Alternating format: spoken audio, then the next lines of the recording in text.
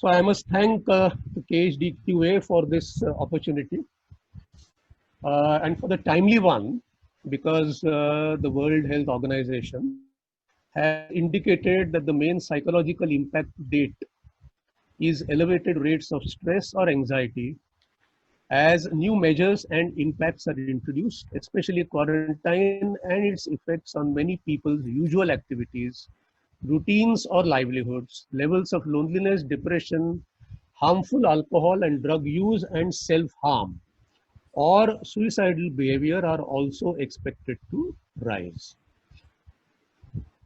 So I think that we as homeopaths must uh, take bearings on this, and we should try to look at what are the possibilities that we can do in this. So the plan of presentation that we will be following, it's a joint presentation. We'll be following this presentation with three parts. Part one, we shall be talking about the mental health issues during a pandemic and their management. In part two, we will talk about recuperating and adapting to the new normal post pandemic, issues and concerns for mental health. And part three, we will be learning from the pandemics and building a new future for ourselves and for homeopathy. So the broad objectives that we would like to cover are: know the mental health morbidities impacting the community during a pandemic in the light of our current knowledge, assess these in COVID-19 afflicted patients and managing them from the homeopathic perspective. We will then anticipate mental health issues post COVID-19 in the near and distant future, and assessing communities' preparedness to face the new normal. We will try to project the need of homeopathic intervention to stabilize the community and give it a new perspective, which is the role of our holistic practitioners. And then we'll become aware of the lessons which pandemics teach us to make the world safe for succeeding generations through our current work. So let us deal with the part one. Pandemic stress. Pandemic stress gets into us because basically it's a sudden disruption of our daily life, and it is not under our control. All of us have fear of contracting the virus and the consequent complications, where we know that there is no definitive treatment. There is a collective grief, there is occasional mass hysteria, which is induced by a lot of things that occur on the media. Prolonged physical distancing and associated social isolation is a lot of discomfort to us. And we are not very sure when this crisis is going to end, both in terms of duration and where it is going to reach us or it is going to leave us. So a lot of these stresses built up on us. And we would like to get back into what we have seen of what earlier studies have been. And one of the definitive studies that have come out for looking at the mental effects of pandemics has been in the SARS episode of 2003, where significant mental health problems ranging from anxiety, fear, depressive symptoms, sense of loneliness, sleep disturbances, anger, it's very significant, anger and irritability in the immediate few days of isolation, and later symptoms of post-traumatic stress disorder and depression, even after 3 to 4 weeks of discharge. Now, we must understand that the SARS epidemic was relatively a milder variety of epidemic. And so therefore, all the complaints and the duration of the problems which were there for 3 to 4 weeks after the discharge was not something that we are really going to be expecting in the current epidemic. So what are the mental morbidities we are anticipating? Let us look at what is likely to happen. extreme fear and uncertainty. I think most of this we are actually able to see. There's a lower perceived health. And that is important because when we look at our own status, we often are disturbed because we feel that we are not living a healthy life. And that perception itself gives rise to a lot of difficulties in our adaptation processes. The negative societal behavior, which is driven by fear and distorted perceptions of risk, including distress. A lot of us are living in societies, in communities. A lot of us may have communities which are at risk at our doorstep. So there is a certain amount of paranoia that gets introduced into us. A lot of reactions, insomnia, anger, extreme fear, even when we are not exposed. Health risk behaviors, use of substance, tobacco, alcohol, and mental health disorders. So we are anticipating all this, and let us see what exactly are the research findings to date. What I am now pointing out to you is a study which has been carried out in the United States. And you will find in this study, you will find a large number of people in the anxious, depression, and mental morbidity zone. Very few people you find are neither anxious nor depressed. And they have added a variable where there is a danger of job reduction or job loss. And when you look at the right side column, you're able to see distress levels. You'll see the distress levels are far more than what the symptoms are coming up. And I think that will give us an idea really of where we as homeopaths can step in, because we don't really necessarily wait for symptom levels to come up. Even a vague feeling of discomfort or distress should be adequate for us to step in.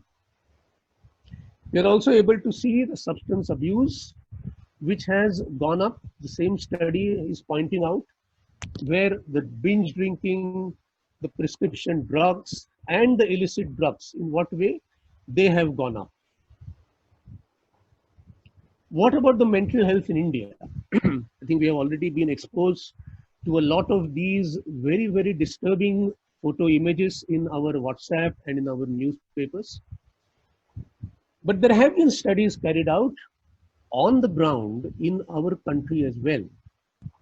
And a study carried out in West Bengal on 507 officials. And you see the amount of mental health disturbance that you are able to see and the degree of it. 71.8% people are worried. 37.1 have become irritable. There is an obsessive preoccupation with contracting this COVID-19, disturbed sleep-wake cycle. Majority are worried more than usual about their own future and the future of the family members. And a considerable number of people are suffering from danger of financial loss. So we find that the majority are affected by the pandemic and with a varied degrees of mental status. Interestingly, you will find a study was carried out on doctors. What will do? I will share with you the type of study that we are ourselves are going through. This is a representative sample. Severity of depression, you will find that if you add the severity of the depression, the mild, the moderate, the severe, and the extremely severe, you can come to almost 37% of depression. You will find an equal number of anxiety. You can see a lot of stress reactions and severity of stress that is engulfing us. And we also see what are the predictors of stress. Psychiatric morbidities amongst the doctors, the prolonged duty hours, use of protective measures. See, a lot of us are exposed and a lot of us are not aware or are not in a position to adopt the protective measures. What I'm trying to point out is that when we talk of this altruistic coping, I think this is very important because a lot of us are wanting to do something to help the community, to help our patients. So that is an altruistic aspect of ours which is coming out into the open. But please do remember that altruistic coping does not disable us from suffering from stress. And so we have to be aware of what is the cost that we are paying in this manner. So,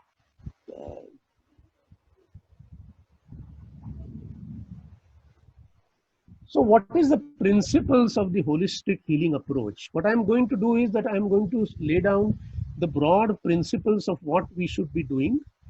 And then I will hand over to Dr. Manoj, and then he will share his specific experiences with a lot of patients who have come to us with COVID or COVID related difficulties, which we have already outlined. And there we will come to know what are the specific points that we should be employing in dealing with them. I think the main issue is the education.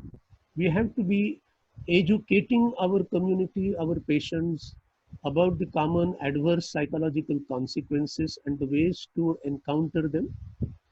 That is what we are going to be doing. We should encourage health promoting behaviors. Next slide will give an idea of what are these health promoting behaviors that we should try to advise them. We are best suited to integrate and deliver healthcare because we are approaching our patients with holistic approach. So we are able to look at their various concerns, including their anxieties, including their worries, and integrate it into our totality when we are dealing with their problems.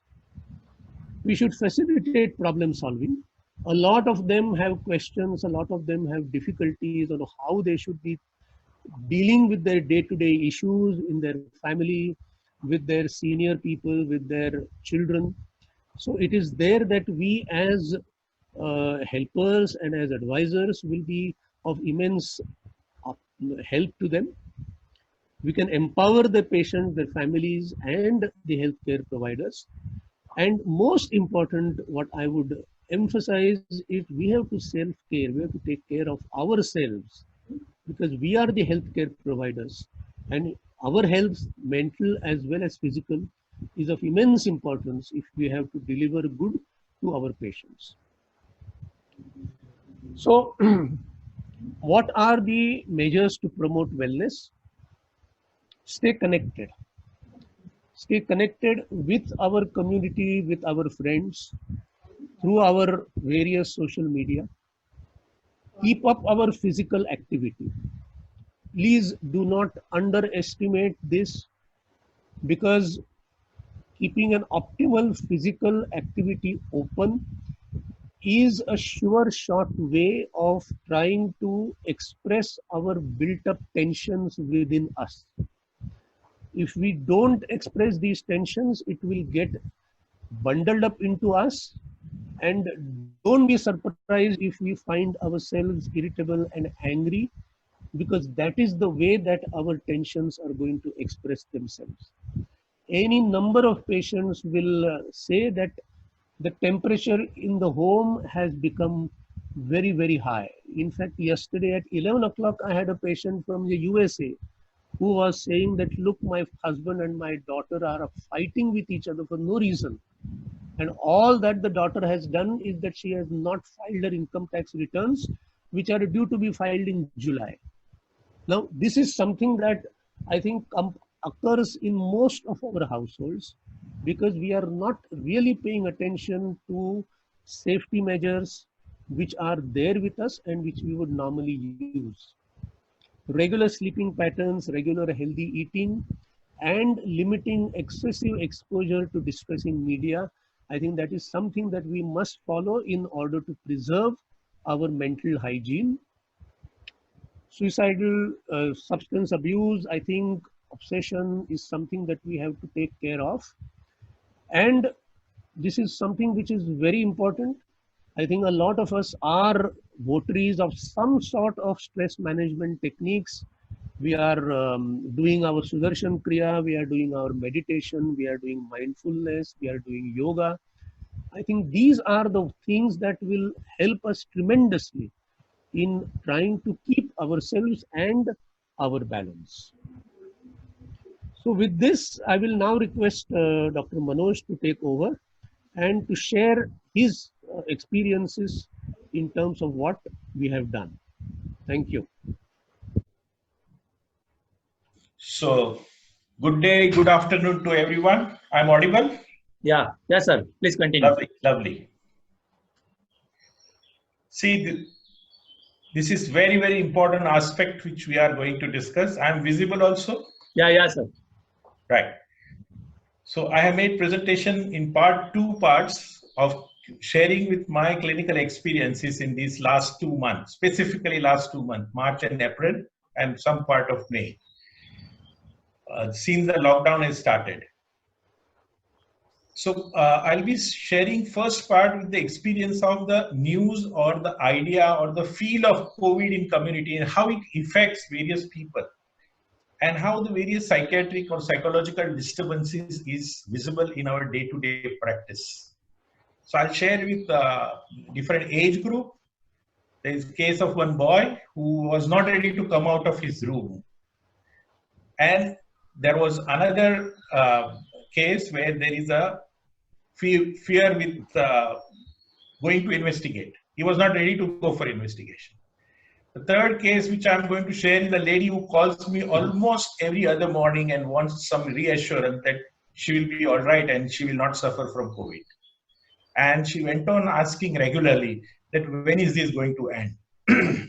The fourth case in part one is very interesting, where person was, he is a very big shot and he is worried about his funeral.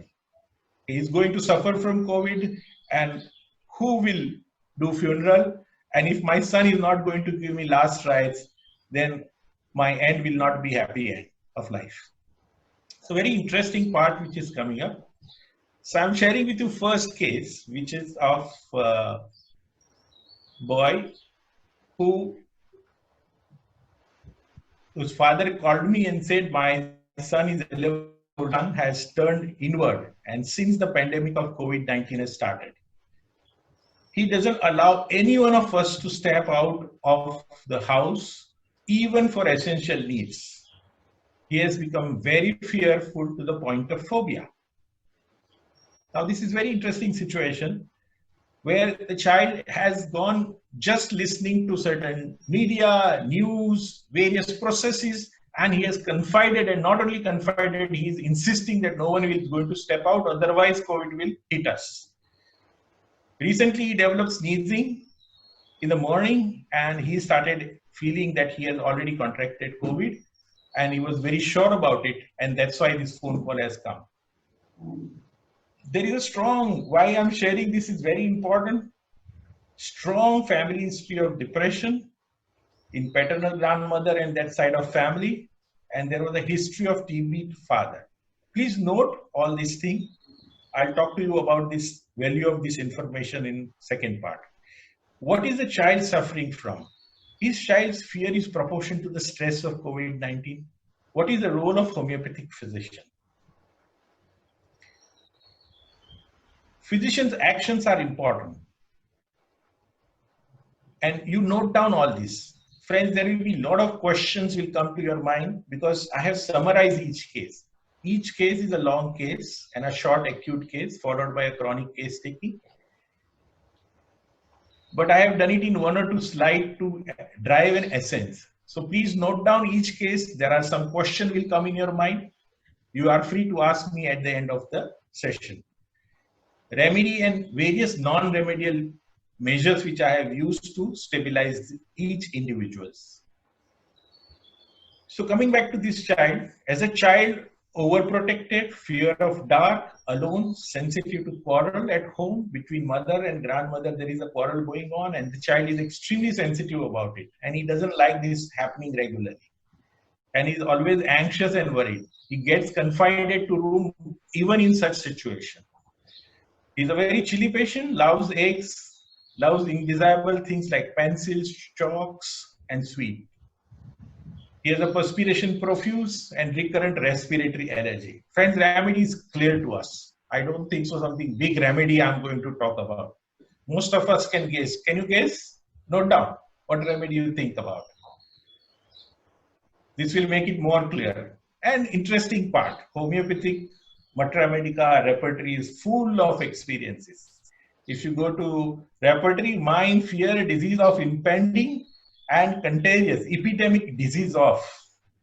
And you see list of remedy, Baryta, Balispur, Calcarea, Bovista, sulfur, Lachesis, Syphilinum. So there are these type of constitutions which are sensitive to this fear.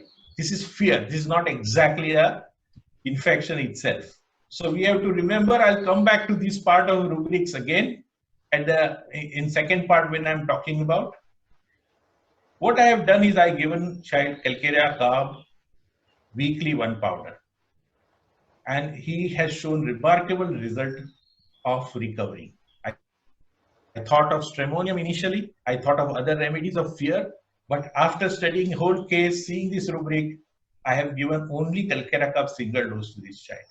Father was, and then repeated next week. Father was also advised to do small charity. Now this is very important part.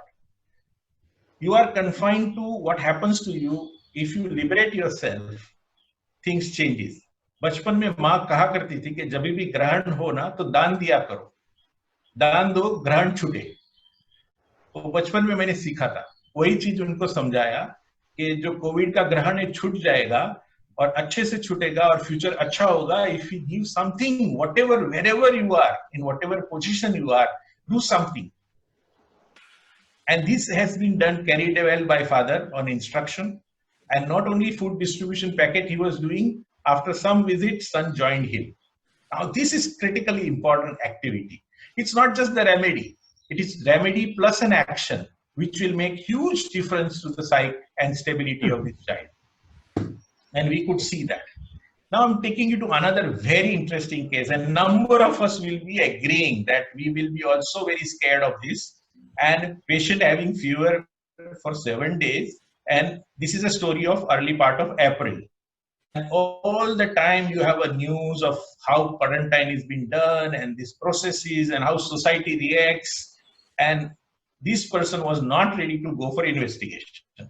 He went on saying, Doctor, aap dawa de do, main theek ho jaunga. Please give me medicine, I'll be all right. And he went on and on and on, but not going for even CBCSR. How will society member react to if I go to lab? If I call someone from laboratory, if he comes wearing PPE and comes to my room, what they will feel? Now you understand how the constitution is reacting. He is my old patient. He was receiving silica on some time. And now today he comes with this fever. Fear forced quarantine. You see images of forced quarantine in a China video and various videos, and it really scares you to death. That people आएंगे, मुझे इस तरह से उठा के लेके जाएंगे, they will take me to quarantine, they will force me quarantine. My wife is all alone, she suffers from diabetes, she had a recent history of tuberculosis. And what will happen to her? And now this is very interesting situation. And is it, why can't we identify with his situation? As a doctor, even I was of opinion, ठीक है, भला मैं दवा देता हूँ, I'll give you medicine, but you don't go for investigation. If you go, then there will be a lot of problems. Who will look after her if something happens to him? Now, these are genuine questions. There is a suddenly came up today's report. I was seeing that young people have started going to court for making will. This has never occurred. There was a huge queue in front of court in Bandra where people are going for making will because suddenly the death has come to your doorstep. Is this fear rational? In spite of I'm telling about all these things, how to counsel him for testing? What if he is positive? What is his totality of symptoms? And I very strongly believe that first work on a totality of symptoms, and something is there in homeopathy which settles individuals substantially at subconscious level first. exhausted thinking of test and not able to sleep, and he was continuously struggling, and he felt that his struggle is totally unequal. Full of care and worry, sleeplessness, anxious how society member will react to him, he is avoiding testing. He had a low-grade fever with exhaustion, mentally more than physical. Craving for juicy things, otherwise thirsty. Otherwise, he was a thirstless. Sorry, there is error. He was thirstless. Remedy is clear. I don't think so. Remedy should be issued when I am presenting such a clear totality. A silica patient suffered from this type of low-grade fever. He was going through exhaustion more mentally than physically, and remedy had no doubt but phosphoric acid. So his all reports was negative. It was all more anxiety-related fear, more PO. ESR was the only thing which was slightly high. He recovered from fever and exhaustion, slept well, worry decreased. On third day, we prescribed him Silica 1M 3 doses. And he was substantially better. We'll discuss about this approach at the end also. Third case is very interesting of lonely lady. She calls up almost every 7:30 to 8 in the morning. This is not a call at night for attention. Remember, this is a call in the morning, and she will call and ask me whether I will be all right because I have tingling, numbness. My daughter is in New York, she's studying, and she's alone there. I am alone here. Nahi, mujhe kuch hoga nahi na. Something will not happen to me now. This is the only story she went on telling to me. And with drowsiness, giddiness, appetite increase, thirst decrease, I prescribed her first Gelsemium. And then later on, everything was studied well. Sleeplessness at 3 a.m., calls every morning, and keeping all this in mind, her original remedy, Kalika, was prescribed in a higher potency 3 powder. And the phone call stopped since then. So the changes which comes up is amazing. How it comes up, what all needs to be done. And she was also being told to what Sir has very beautifully said about social connect and engagement. We are wrong people, we are too busy people. So she was being told to go connect to her own people through Zoom meeting, through WhatsApp video and other things. And she did follow that advice and she started feeling better and better. A fourth very interesting case. 65-year-old public figure calls me that, doctor, I want to distribute medicines in my area. I need something around 50,000 people I want to share all this arsenical and camphor and whatever best of homeopathy, I want to give it to all poor. I listened to him peacefully. At the end, he very, very characteristically told me, I have poor immunity. And if I catch COVID infection, I'm sure I'll die. And he's sleepless since 1 month. And he said, can you do something for me? Will this arsenical take care of all these things? And then I said that I think I would prefer to talk to you in detail. And we have set up meeting and he talked to us in detail. He was uncontrolled diabetic, very careless about himself. He wanted to take care of everyone all the time, but very careless about himself. He was hypertensive. He had gone through angioplasty. He was anemia with very poor immune structure, and he was taking injectable iron at a periodic interval. And I can understand his anxiety. This anxiety is not irrational.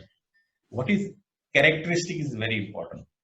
All through, he was feeling that, all through he said that, doctor, I lived my life in a way so that at the end of my life, in my funeral, there should be thousands of people should come and say, "Ek banda tha, which was a great man," and there should be films of tear in their eye.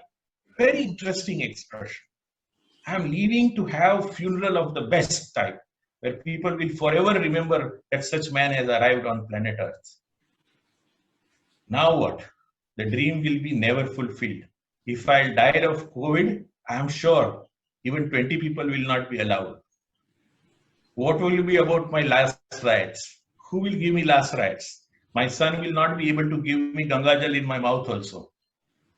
And what will happen to my final stage? and he was sleepless. Isn't it very characteristic? Very important, but very subconsciously there in every mind, I tell you. He is the loud representative of so many people. Old age people, they have this care and concern and worry. Their children are in USA. They will not be able to come. No one is able to go here and there. What happens? I'm not worried about death, but I'm worried about the final point. Will I get proper exit? The case was defined completely, and he is a man who comes from a very rich family by itself in a background, but he opted to be self-made man. He said that I had everything, but I had a dream to have a nice bungalow at the seashore. I should have my own Mercedes Benz, and I should have everything of my own. And he worked hard, very hard, diligently. And as he was working hard, simultaneously, he started feeling that he should have a big name in society. So he started feeling more and more ambitious about reaching to somewhere. And finally, reaching to the point where I would like to know that how many people have come in my funeral will be test of my living. He has boasted that chief minister called him for ticket. He was talking with a lot of boasting. He was talking with some anxiety underlying, and he was man who was a visionary and dreaming only at the mental level. I have given him very interesting feedback, I'll tell you. After pandemic feels that everything is senseless. There is no worth of all this property, all this clothes. He used to wear fashionable wristwatch. He used to wear fashionable clothes. He said, I'm wearing now clothes which can be washed in a hot water. And I don't know what is going to happen now to all the thing which I have collected, all vanity I have. Go to homeopathy again, very interesting. Anxiety is salvation about. And what is his worry? What will happen to his final exit in a religious way?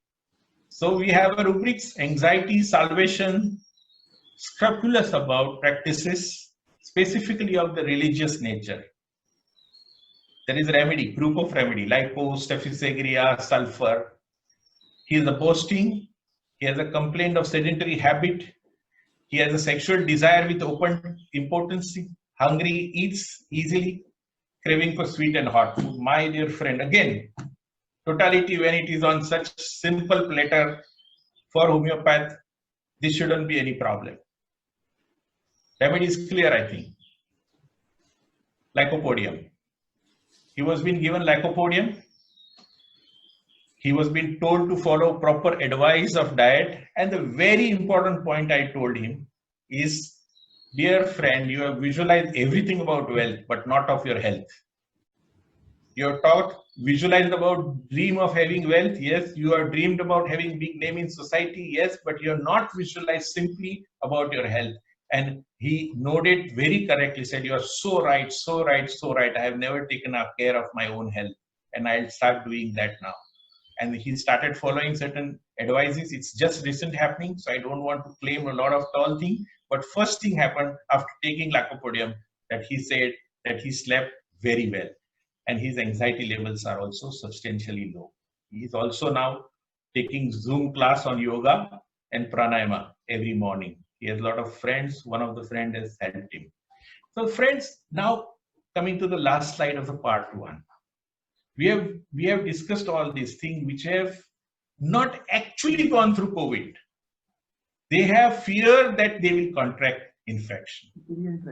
Part two, I'm going to take you to the journey where we will be going to meet patients who have developed COVID and their family members. All are very recent experience, so no tall claims, but only thing I would like to say that study those cases in detail and understand what is power of homeopathy and what role we ought to have. So what we will be doing and understanding from Sir now is will be what is the new normal. COVID is coming at every doorstep. WHO says that whatever you say is going to last long with us.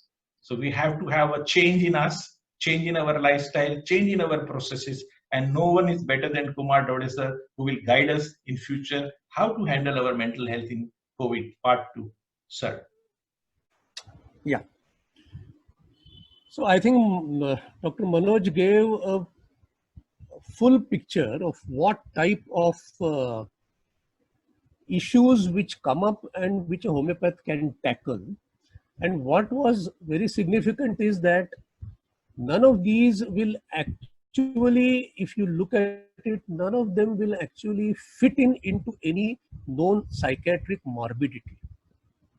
But they are symptoms, they are distresses, and it is possible for a homeopath who is able to understand the patient as a person in a holistic way. Such a person will be able to tackle this and will be able, with his advice, to also restore the mental state to its normal. Now, what we are going to do in the next part of the presentation is that we are going to explore what is going to be the new normal and how we are going to cope with it. So one of the other things that was also done in the US after the financial crisis, which hit most of the Western world in 2008, and they were able to understand that there was a huge increase in suicides, and as a result of the unemployment and the income inequality. So within a year, there was a huge number of 46,000 lives which were lost. So what are going to be the factors which are going to be determining the new normal after this pandemic is over or during the process that we are now going to see in the coming months? So the first thing is, what is going to be the fallout of the crisis in our acute healthcare efforts? As we know, we are living in Mumbai. Mumbai is going into 50,000 now in terms of the active corona cases, and this is going to go up. We are expecting that this load is going to be also felt in most of the other parts of the country. So the acute aspect of the healthcare is still going to continue for quite a long while. So there is going to be a greater intervention by governments, and that is going to give rise to its own concerns. And now the giant corporations will have to be needing to take care of the people and the planet, and they are likely to be more humanized, because that is what will be the demand, common demand of people who have been serving them. So in other words, resilience. And by resilience, again, I would like to look at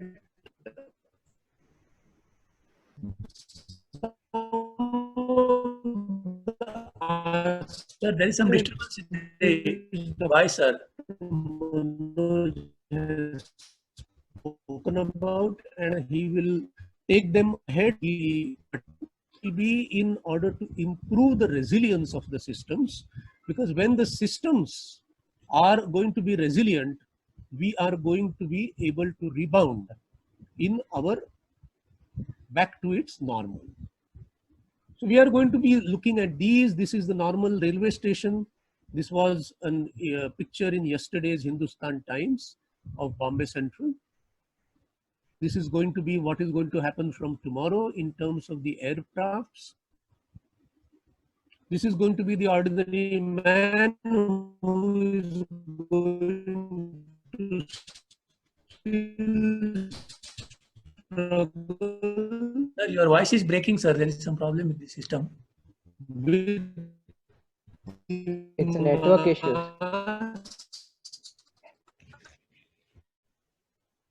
And this is going to come on.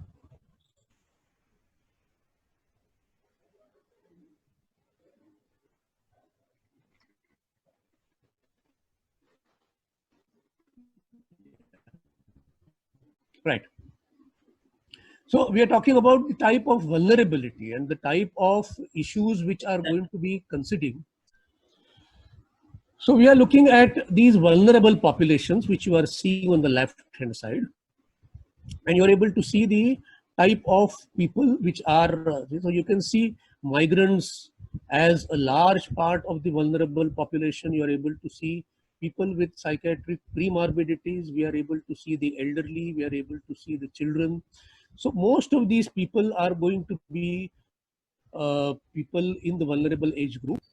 What are the pointers towards psychopathology?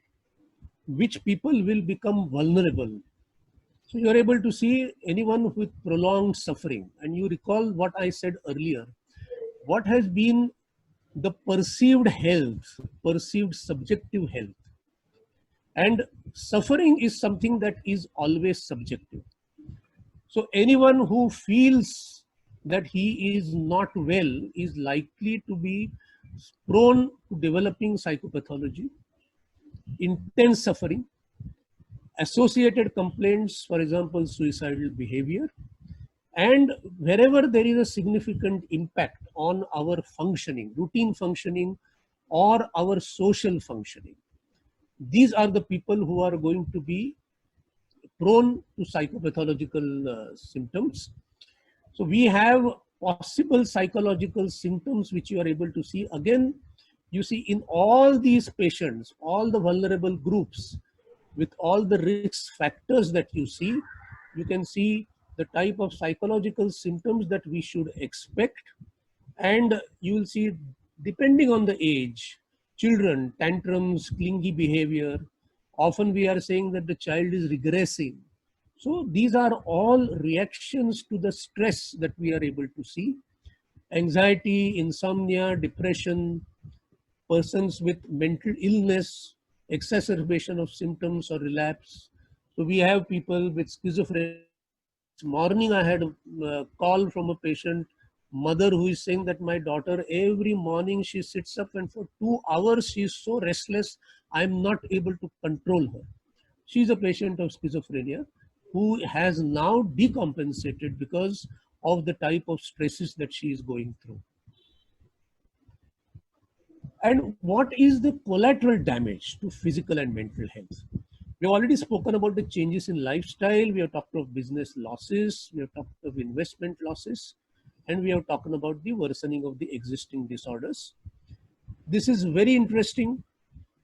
Forced and prolonged proximity with the family. Does it improve bonding or it can cause stress? And I think we have got reports about increase of domestic abuse in relationships and in homes. And this is likely to occur.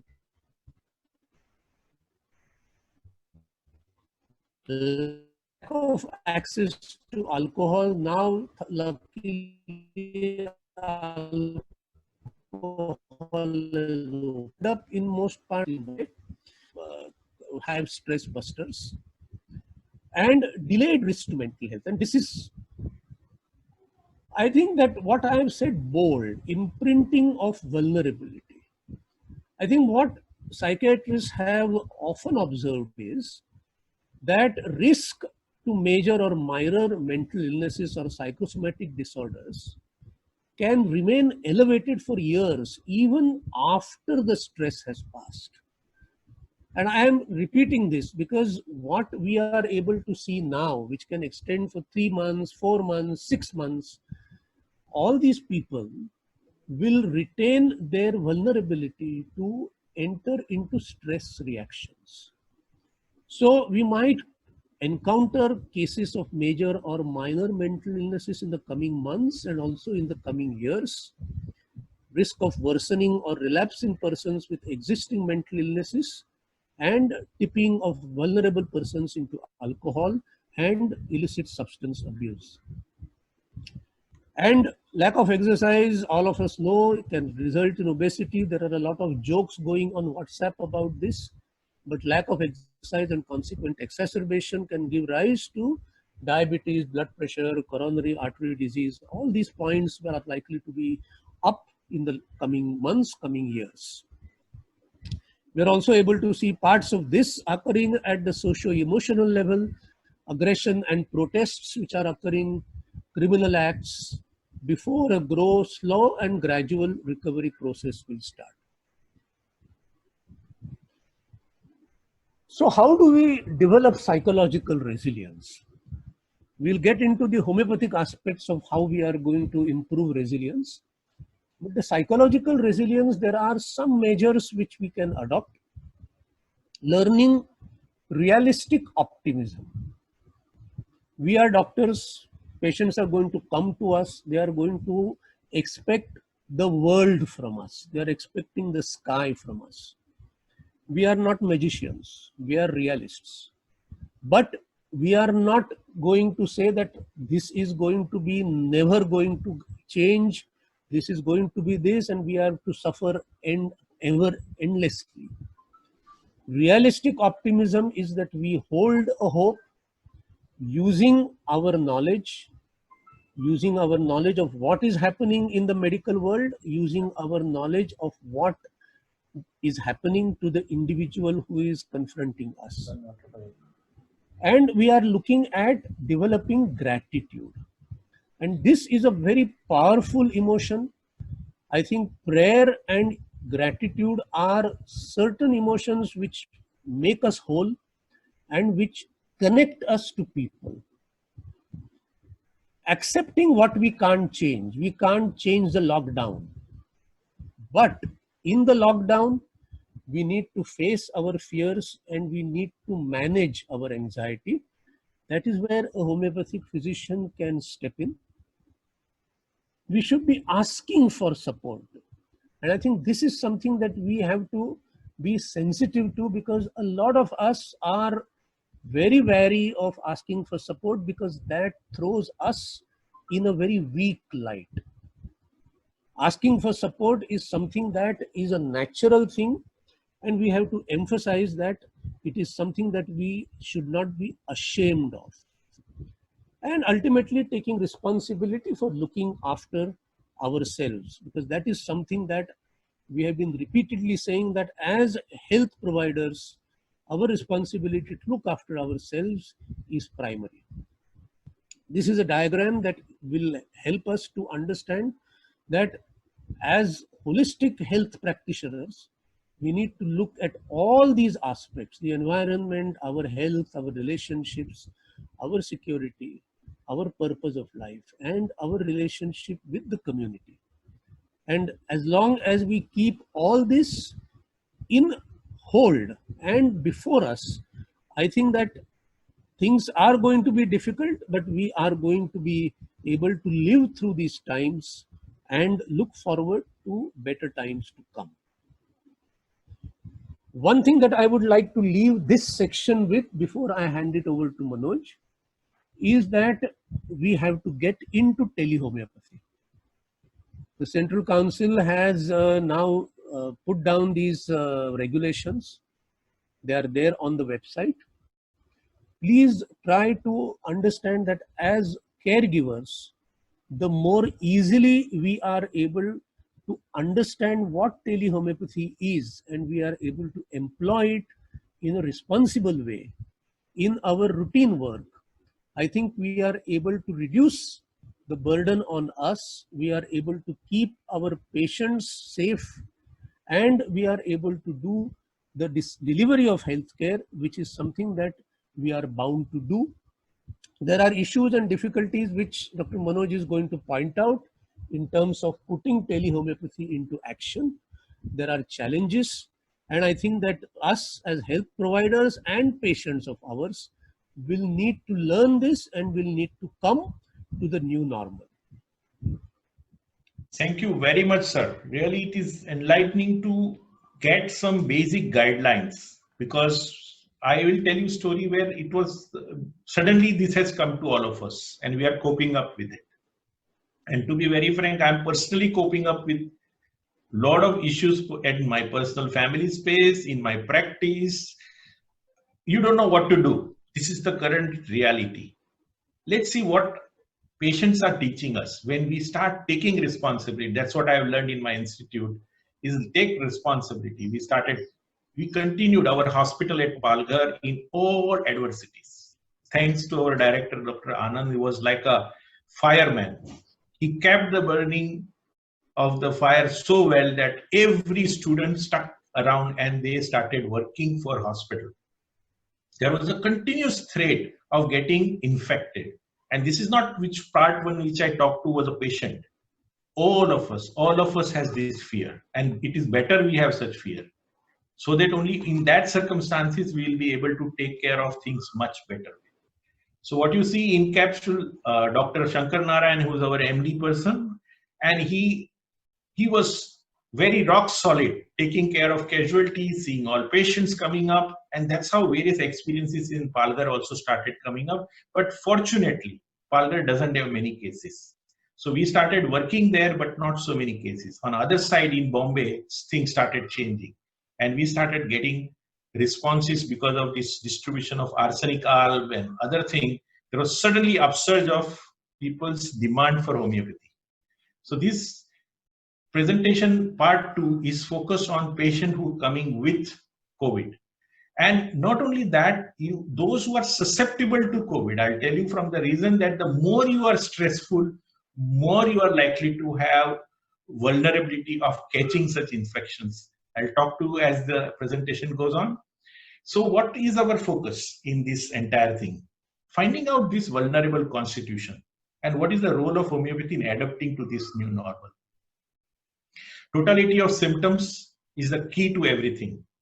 Complete study of miasm, disposition, mind and body. There is no alternative to this in one line.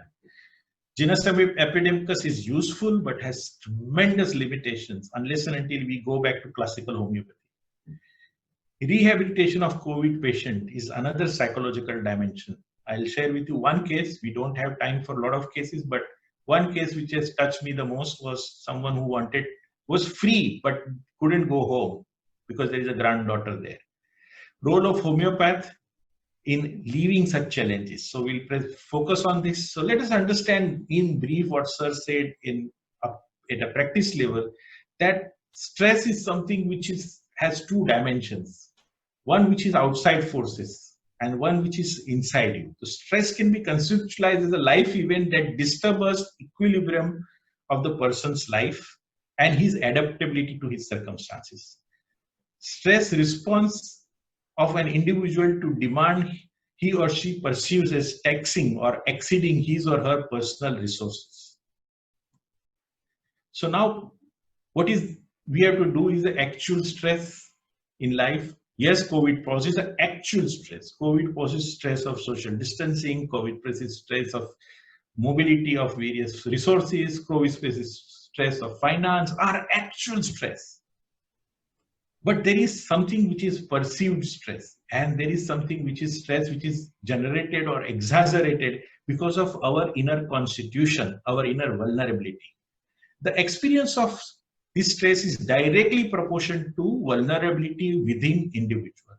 So it is important to understand vulnerability in individual. I'll go back quickly to all four cases. If you see the child who is extremely vulnerable, you have to understand that tubercular miasm was running across in this sensitivity. Father who recently had tuberculosis, mother who had tuberculosyphilitic dimension of grandmother was a dimension of depression to suicide. So this, note down, this has a valuable information that this child who is depicting that I don't want to go out of this room is not a simple fear or a phobia. There is undercurrent psychiatry, and we have to work in advance to prevent it to come. If we understand this family history well, if we understand the evolutionary history of a child who witnesses various difficulty in family adaptability, then you can understand that why deep acting Talcaraca was essentially important, and stramonium would have been a very peripheral remedy. So understanding this is very important from vulnerability perspective. Predisposing toward various disorder, specifically psychiatric, and not only psychiatric, I will say that how even you are more prone to catch COVID in a more serious way. So genetic predisposition, childhood trauma, all this is creating our vulnerability more exaggerated toward various disorders. Various biological processes which you go through in terms of your food habit, malnourishment, tuberculosis, or what migrants go through. I'm not surprised when migrant goes from Bombay and goes to village and he is being turned positive. He has taken a humongous amount of stress, and whatever little viral load is there can capture you in a worst way. So there is a simultaneously, there is a disorder which toward mental disorder like anxiety, depression, suicidal ideations. All this is likely to increase if you are more prone to or vulnerable to various processes. And the probability will increase higher and higher. So study each case from these three dimensions: psychological, biological, and social perspective. And COVID poses these three challenges at all the three levels. We see, I talked to you about these biological forces are very, very important. A case who has an anemia case, which has a hypertension case, which has a diabetes case, which has a family history of various derangement. This biological study is critically important. This puts vulnerability at a top level. Psychological factors like early deprivation, basic needs, childhood trauma, all this also makes you more and more vulnerable. And social factor, which includes how you perceive COVID, how do you deal with it, how various media agencies have been controlled. Everyone is trying to say, media, that please, please, please don't show all these dead bodies in hospital, don't do this, don't do that, because all this social way of management of COVID affects the psychology, and your biological vulnerability of catching it increases. Not only COVID, primarily psychiatric, all disabilities, which most of us are born with or inherited with, and we fail to cope with it. So you have to study hereditary characteristics, environmental forces which is influencing, and understanding this biological inferiority, which of case number 4, which is very beautifully telling us about the study of patient who is sure he's going to die of COVID. Why is so sure? He's a brilliant guy, I tell you. When he had a first episode of heart attack, in his car, he tells his wife, he's one side giddy, he tells his wife, bring stamp pad, bring that few paper, I want to sign it, I may not survive it. So that man's mental sensitivity was very high. Now same guy is now anticipating that he will die of COVID. Why? Because his biological factors, vulnerability factors are very, very close to his assumption is right. And I am not taking it lightly. So I have taken his case in full, and I have not just prescribed on his so-called available mental symptoms that worried about that funeral. So go back and study entire case. Family setup, school, evolution, maintaining cause, exciting cause, fundamental cause, and then finally study the susceptibility. Why I am telling you, we all become panic in panic situation, and we go for first shot of available prescription. Sorry to say, what sir is so beautifully and corrected, say that people have thought arsenic alb is Bhagwan. It's like a god. If you eat arsenic alb, COVID will not come now. We are now immune to it. Such a wrong notion in society. We are going to face a lot of problem with that. We have to be very clear in saying that it has a probability of reducing load of virus or infectivity. We can't say it is going to save you. So this type of people's throw on you that you are God, arsenic alb is God, is going to create a lot of problem. So I'm sharing with you a very beautiful experience of a man who was 65-year-old, who was hospitalized, and I received call that he had uncontrolled fever, fatigue, tired, and since 3 days, he became so weak that he was being taken to hospital. He was on IV. He has received 1 dose of chloroquine, and then I took the detail. The detail is available to you in front of your screen. He had fever, continued fever with poor appetite. He has a lot of thirst with dry mouth. And I very categorically asked him how it has started. And he says, sir, I started with fatigue and body ache. Gradually, it started increasing. And then it was more and more cough. And all the time I felt my mouth is dry and thirsty. His test turned positive. This was the only information available on first go. He was very anxious that he will spread this to entire family. I don't know. I have a small grandchild at home. She will be suffering because of me. So his internal constitutional sensitivity was reflecting out. First thing I did was I took the temporary measures of giving him initially Bryonia 200. And to my great surprise, Bryonia has settled his fever in 24 hours. And it was his phone call. He says, fever gaya. It has gone. I have given him tuberculinum 1M in stock. I immediately gave him tuberculinum at the end of second day of bryonia. And he says my appetite came back. And he says that since last few months, I had a desire for having sour things. Khatta cheez khana tha. And I have continuously chew vitamin C. And this has come back again after tuberculinum. He had lost taste, he had lost his smell, everything came back. How will they, again now I asked, you are better, so what is your plan? He went on saying, I don't know doctor, मैं वापिस कैसे जाऊं? How will I go back? How will my society receive me? They will feel that I'm still infective to them, and he may not be wrong also, because still you have developed antibody, you are still at risk. So he has all the time saying only one thing: I have a granddaughter at home, and I don't want to be cause of anything to her. I took the whole case, his struggle in business, his financial worries, his disappointment in business. He's basically a very reserved man. He spoke very less on first meeting. Next meeting, he talked very well. He shared his anxiety, his stresses, his inner reservedness, and very solitude. He loves music. He goes on playing music. He says that I'm happy in hospital being alone. My only worry is going home. Intense craving for sour. He goes on chewing this, and fear of contagious infection and turning other into COVID positive, to specifically love. If you go back to first rubric, again, Netramur was a remedy there, who has a fear of contracting.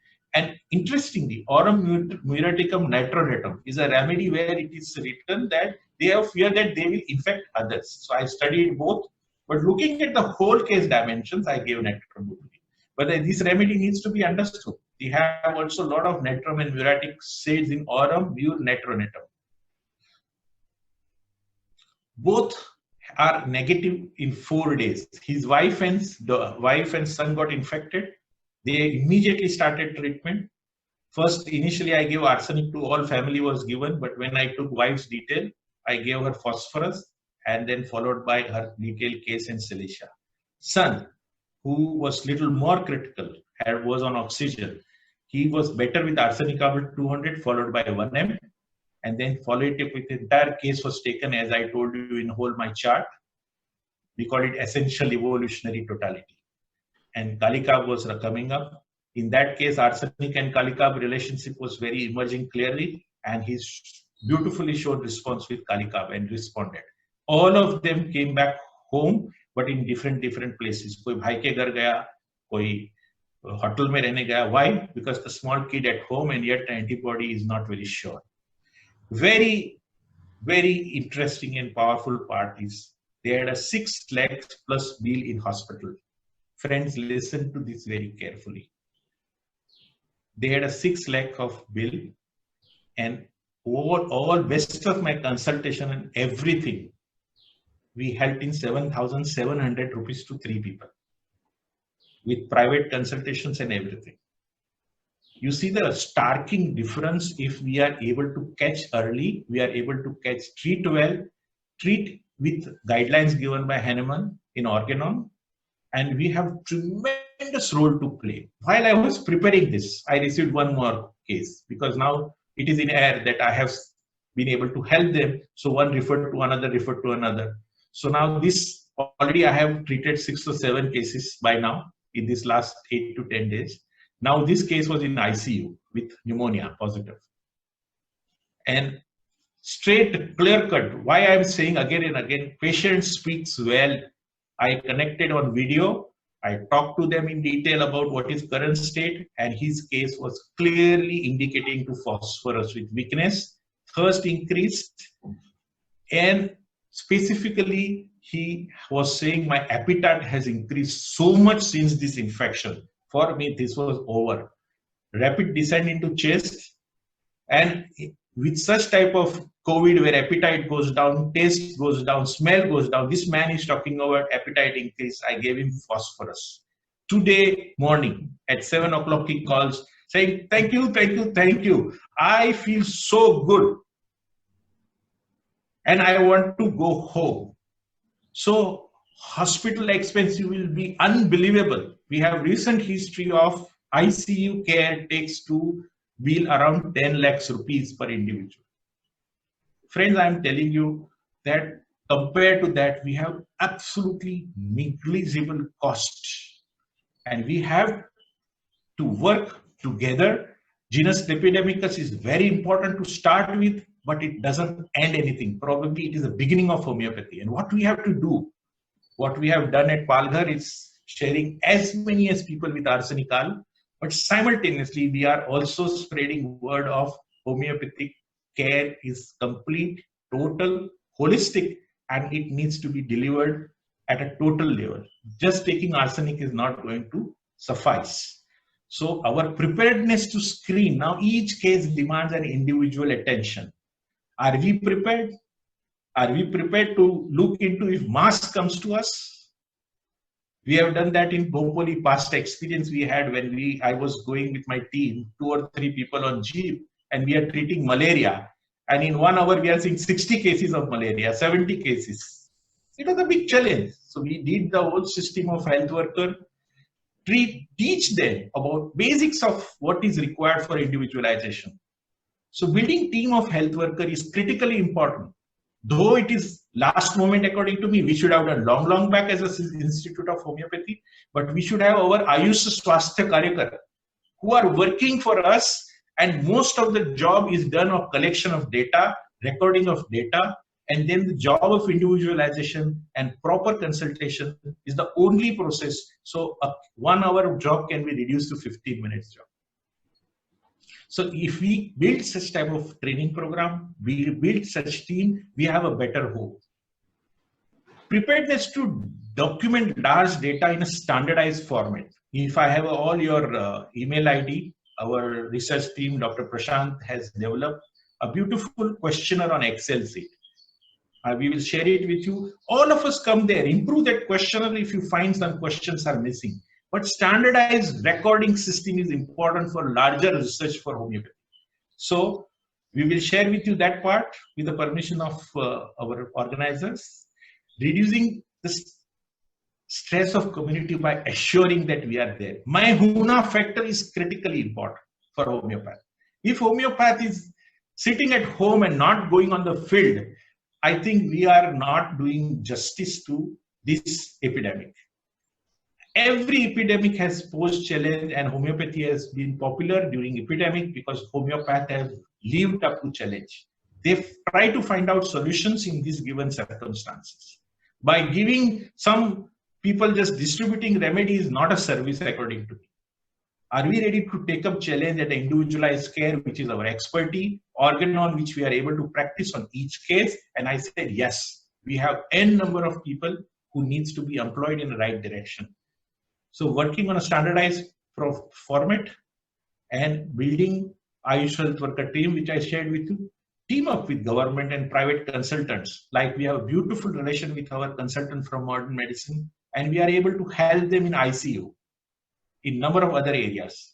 So if we have a good team, we cannot deny that we need all modern medicine expert, their expertise of investigations, their critical care in respiratory distress, all we will need their help. We are nowhere close to them.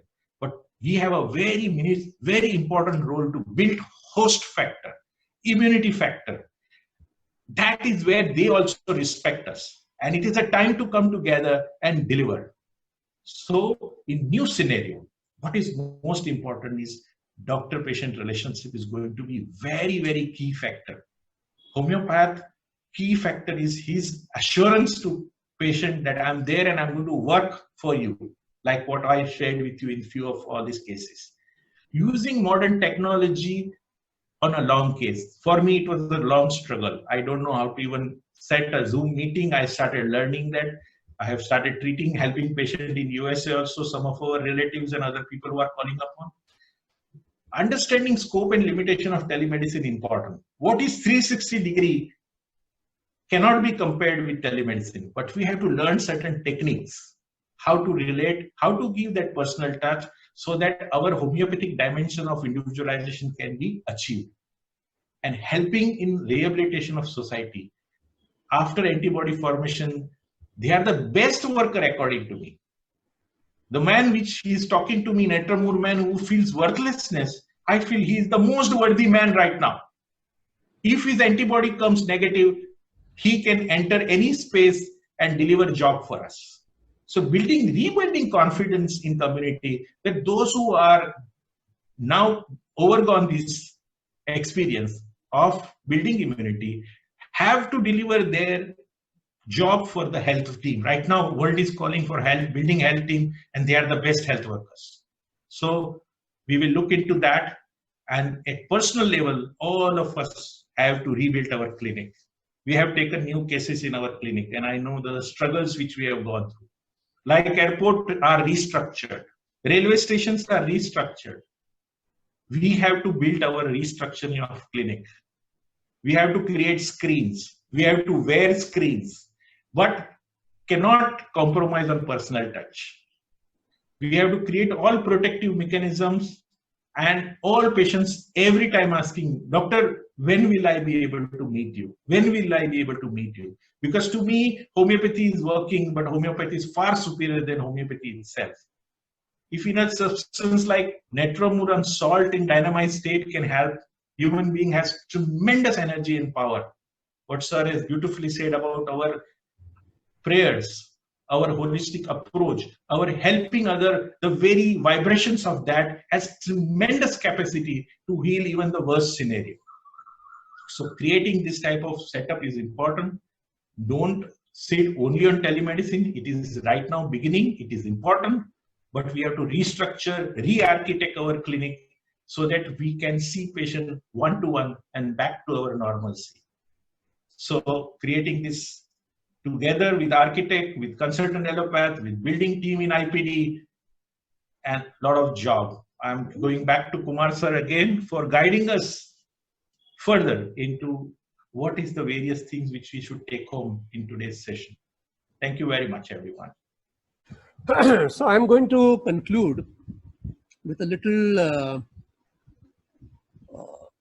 I would feel a little distant view. Let us take a distant view of what and why these pandemics visit us. Because everything occurs, we are taught that there is a purpose. So why do these pandemics come to us, and what do we have to learn from them? So there is a recent book which has been written and which has been released, Epidemics and Society, by Snowden. He's a professor emeritus, history of medicine at Yale. From the Black Death to the present. It's an interesting book because it gives an idea about the major epidemics that have been in our world right from the 6th century till the current. And you will find that all these epidemics, the period they have come, the regions that they have, what has been the cost that people have to pay. And you will find that the costs actually in terms of the deaths of the COVID is very little. You will see the changes that have been attributed to these pandemics.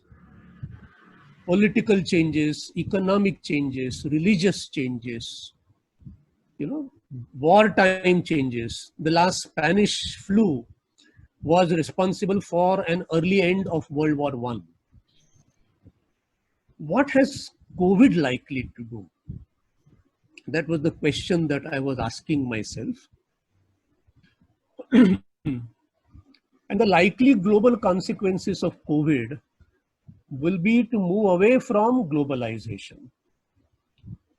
Because now people have realized that globalization has impacted and has benefited only a few. And as a number of publications have brought about, that the inequity in the world, the rich have become richer, the poor have become poorer. And what you are able to see in terms of the manner in which the poor have been affected in this particular pandemic, so they have been the people who have really suffered. We already saw a trade war which was being launched, and now the likelihood of the barriers coming up. likely to be a prolonged economic depression. We have already spoken of governmental intervention, and we have talked of fundamental changes in our lifestyle, in our work, in education, healthcare, and leisure, as we know today. So, in other words, now what somebody has said, that it is going to be BC and AC, a life before Corona and a life after Corona. And that is going to be a watershed in terms of what we are going to see before and after. So that is a huge adaptation that humankind will have to come across. So what are the global changes that we are expecting? So there is likely to be a greater outlay on preventive health care. And now please mind out that we are now approaching homeopathy. Greater outlay on preventive healthcare, especially in raising the immunity and mental health, leading to an increased demand of these professions. So as academicians, as homeopathic college teachers, as researchers, this is going to be a rich area that we will need to enter into, and we will need to build up our repertoire so that this niche area, which is now the demand of society, we are able to fit into. There is going to be a better focus on families and close communities in order to build close supportive relationships. So you may have a worldwide web, but what matters is what happens next door to your neighbor. Because if your neighbor gets infected, your floor gets into a quarantine. So communities are going to be more and more close, more and more significant, and more supportive. We are going to move towards digital economies, necessitating better and penetrating digital infrastructure, and we will have to build up ourselves and our skill sets. Education and healthcare is going to go onto online platforms. I think most of us who are into the educational healthcare field, we are able to see that a lot of our time is going on webinars, is going to go on online teaching, and perhaps for a significant time ahead now, this is going to be the new norm, and we will have to adapt ourselves, our structures, our curriculum, our educational delivery to be able to be on these online platforms. One of the things that has come up is care of natural environment and wildlife, and to reduce the transmission of organisms either way. You must have seen that China has brought about a moratorium on selling wildlife produces. And I think this is something that we are going to be looking at even in our country. The manner in which we have encroached on the environment and the manner in which our wildlife has started bothering us. I think now this is a time that we will have to call a halt to that, and hopefully more attention to the health of the earth, to the health of the climate, to make it safer for our succeeding generations. And that is a resurrection of the Gaia theory. Gaia theory is Mother Earth, that we have to now respect our Mother Earth because we are only a small and a significant part of that, which we will have to recognize over a period of time. There was a mystic poet, John Donne, in the 16th century, and he has written a prose which is extremely significant to us. No man is an island entire of itself. Every man is a piece of the continent, a part of the main.